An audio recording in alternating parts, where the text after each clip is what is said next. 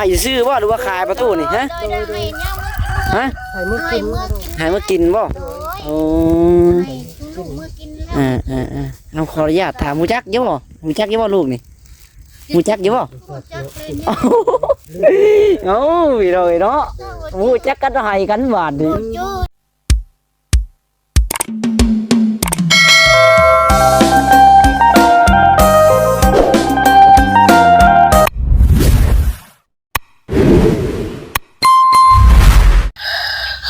พี่น้องเนาะตอดแรงมาหลังจากเลิกงานพี่น้องเอ้ยได้ไปหาประตูก่อนเนาะโตมาแวกขอแตงเมื่อต่ำก่อนพี่น้องเอ้ยต่ำกินแรงโตสบายดีประตูไปตู้โตอยู่จังได้บาทเลยเนาะในยังกินแรงมื้อนี้ฮะอันนี้ละมักตัวแห้นี่ละเนี่ยแต่ตัวแห้ก็มือป่ะแก้วมักแตงอันนี้แหละพี่น้องได้แวะ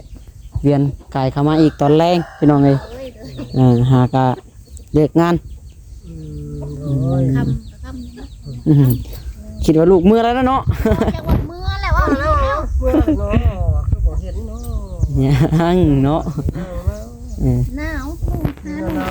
เสือสินอนแล้วป่ะไม่ดีเขาบนนอนไม่ไหวเนาะนี่แหละบนอยู่บนนอนแล้วก็ได้เอาซ้ำนี่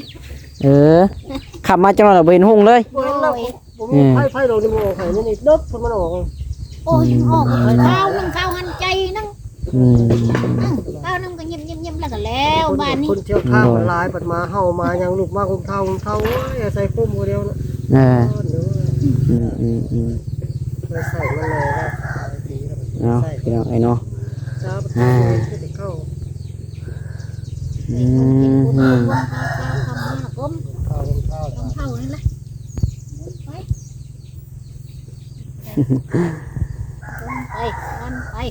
เลยนี่เราของฝากมาตั้งด้วยนี่นะมีของฝากบ่ไหนนะโอ้เนี่ยแตงบ่ยังปิดให้ลายก็ได้อ่ะนี่แตงเนี่ยมักแตงมองงามมักแตงไม่ใส่ยันลูกเอ้ยเรามักแตงคุณกินงงวะมันก็แบบนี้ยังมาให้ลูกลายก็ได้อ่ะนี่ลายจำนี่มันเป็นลายก็เป็นลายจ้ะพี่น้องเนาะเห็นไหมต้องแคปไป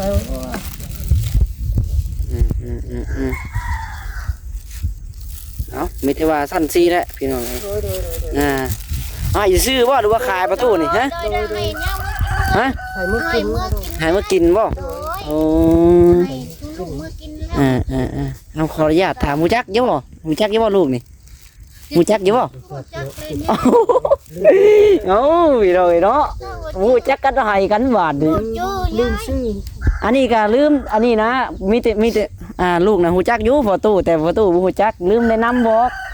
เข้ามาบางเที่ยงเนี่ยโอ้ยอันนี้น้องชายล้าอันนี้น้องล้าเพื่อนเอิ้นน้องล้าอันนี้นะลูกเองซื้อล้านี่เลยค่ะมูจักอยู่บ่พ่ออันนี้พ่อเป็นพ่อเองพ่อแก้วแต่เขาเนี่ยบุหูแล้วเนาะพี่น้องเนาะมันเก็บของฝากให้พี่น้องเนาะตัวจะให้ลายขนาดไหนเนาะทั้งมักแตงทั้งทั่วแตงตัวแห่เอาขอบใจละลายประตูเป็นตัวเนาะอยู่ดีไม่แห้งน้องสมุดเข่าฟื้นเข่าไฟเนี่ยเป็นสิมาดึงได้อยู่ป่ะเนาะได้เนาะเป็นมาเบิ่งได้ดึงมาปุ๊บปั่นแล้วลักไฟไก่เติบบ่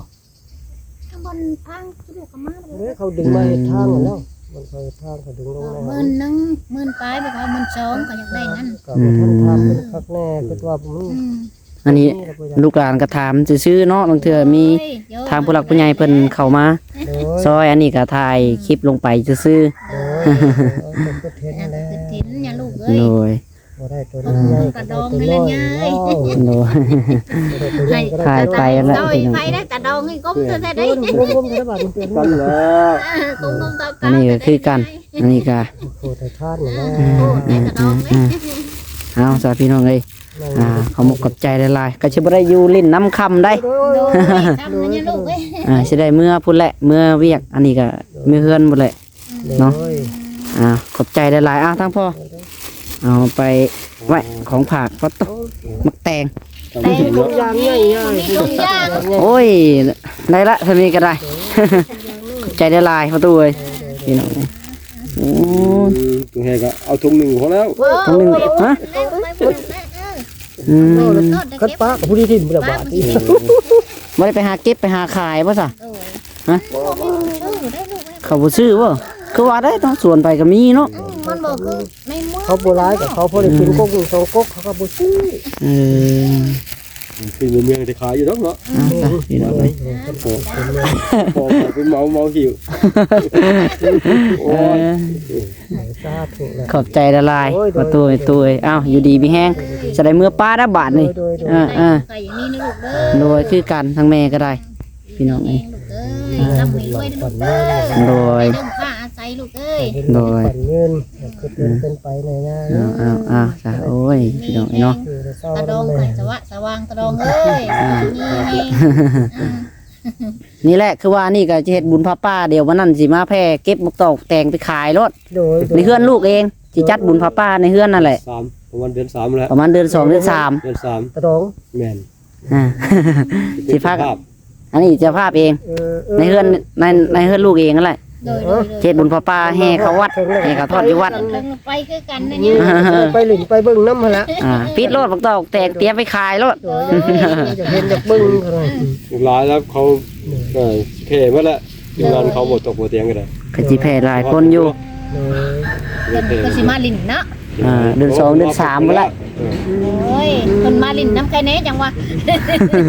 จังไงว่าฮอดแล้วกันหน่อยก็ดีจังบัดปลูกเครื่องเลยเพิ่นมากินนี่แล้วบัดบ่เห็นไผมา สิท่านได้ดอกหด ท่านได้ดอกเดือนจามได้ 3เดือน3แห้งไป โอ้ย เดือนจาม แห้งประมาณ ท่าน 2คำ3คำนี่แหละ โดยท่าน ท่านแล้วการเดินท่านมักเตงจุนมันหางก็ขึ้นข้างโดนน้ำลังนี่นะ ท่าน ผมมักซิลีก็จนจะถ่วงหัวพุ่นแหละ จนมากแค่ไหนนะ ญาติแต่ท่านมาสูงจะ ทาง ท่าน ยาวเนาะยังอีกเดือนหนึ่งได้30วัน แม่นล่ะยัง30 วัน ท่าน ขออนุญาตแม่อันยังเฮ็ดมือแม่นะบ่มันเป็นเนี่ยคือ แต่มันแตกอันนี้แหละไข่ลูกไอ้นี่มันไข่อันนี้ แตกมันคันในมันไข่แน่ตะกี้น่ะจนจกข้าวก็บ่ได้ มันเป็นอะไรน่ะแตกมันแตกบ่ มันเจ็บ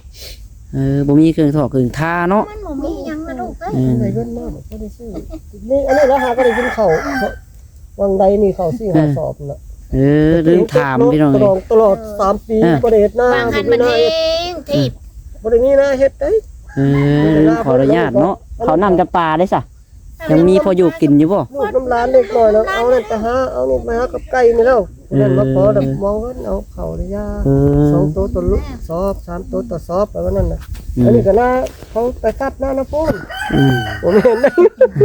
งูเลยว่าแม่นได้น่ะเขาหันก็ขามเขา ดินประตูก็มีแต่แถวนี้แล้วเนาะแถวบนแอมหัวไว้นี่แหละพี่น้อง เพิ่นซื้อให้นี่แล้ว โตปลูกเครื่องนั่นล่ะเพิ่นป้าเพิ่นให้ปลูกเครื่องกิน ว่าแต่ถ้าลูกเพิ่นมา เอาลูกเพิ่นมาลูกเพิ่นบ่มาหายา ถ้าว่าลูกคอยมาเมื่อใดแล้วแม่นให้เจ้าเลิกสิแล้ว คันมีเงินเลยซื้อคันมีเงินซื้อเลยสิขายตอนนั้นคันบ่มีเงินซื้อเลยเลิกกัน ถ้าลูกคอยมายามนำจักสิแล้วเว้ากันนั่นให้ปลูกกินสิแล้วถ้าลูกคอยมายามได้เท่าเข้ามาสิแล้ว ก็ถึกแล้วจะบ่ยืมจักเพิ่นมาใช้แต่ว่าขอเฮ็ดอยู่นี่แล้วจะได้ตามไปบ่ได้มันก็สิเฒ่าแล้วเพิ่นเอาให้เราเฮ็ดซะบ่ได้ก็ให้เราเฮ็ดซะเราเฒ่าแล้วต้นชาติเราสิไปไสได้เฮ็ด วางหันนั่นแห้งตีบและมือว่าละมาดไปละมาละมือนี่คุกก็ไปได้ยังก็ไปได้ว่าแต่มันเจ็บเราจะเลือดนั่นว่าจะซ้ำได้ซ้ำภาพปากลูกจนเราว่าโอ้เฮ็ดบ่ได้เฮ้ยมือเจ้าบ่จักบ่ได้บ่จักมันเฮ็ดยามมันถ้ามันเศร้าเองขาดหาไข้แหละอันนี้ไข้อะไรนี่ ก็น้อยจะสุขภาพบ่เพียงพอคือตาตรองเห็นนั่นแหละคนโคคนโคยคน เนาะ ผ่าตัด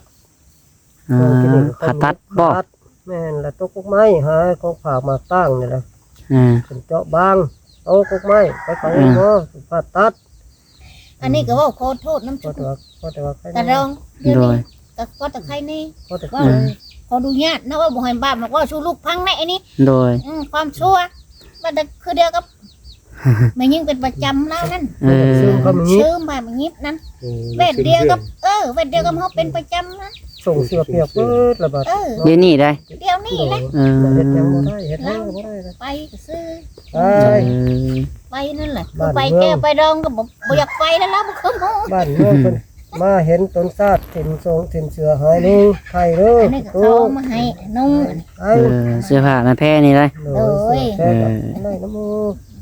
ให้ มาบัดหมออยู่ในทางเขามาเนี่ยไทยเวียงจันทน์ตั้งห้านทางเขามาเนี่ย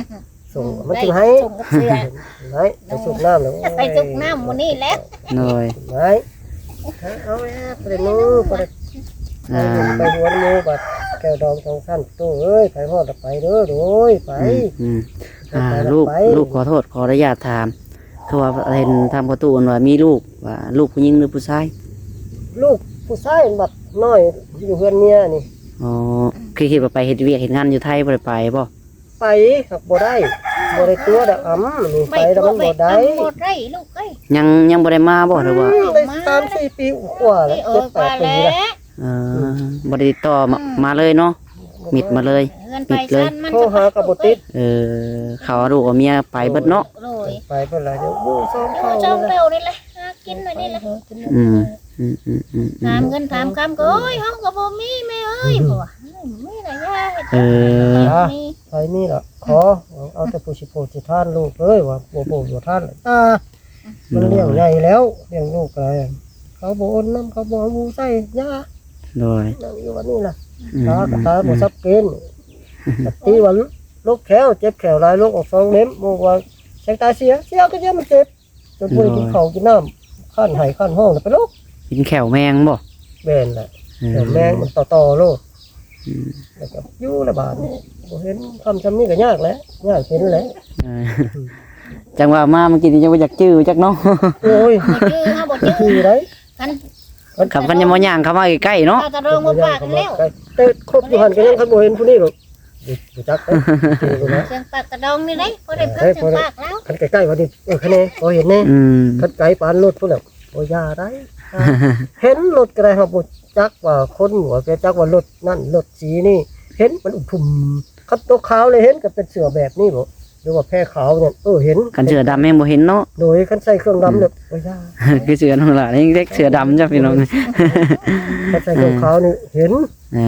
ย่างไปก็เห็นรถเลยมุ้ง ซะพี่น้องจะได้เมื่อป้าได้บัดนี้จังได๋ก็อยู่ดีมีแฮงสบายดีขอมกับใจละลายเด้อประตูเด้อแม่ตู้อยู่ดีมีแฮงคือกันพี่น้องเอ้ยเมื่อก่อนค่ำละ4:00 น 5:00 นแรงเลยไปซะพี่น้องเอ้ยว้าตัวหิวแต่ไม้แต่มือบาดนี่ของฝากเพิ่นเนาะ ฝากเพิ่น โอ้โหไปๆขอกับใจละลายประตูเอ้ยพอจะได้อาหารกินแรงพี่น้องอันนี้ก็ได้เต้าเอาโดย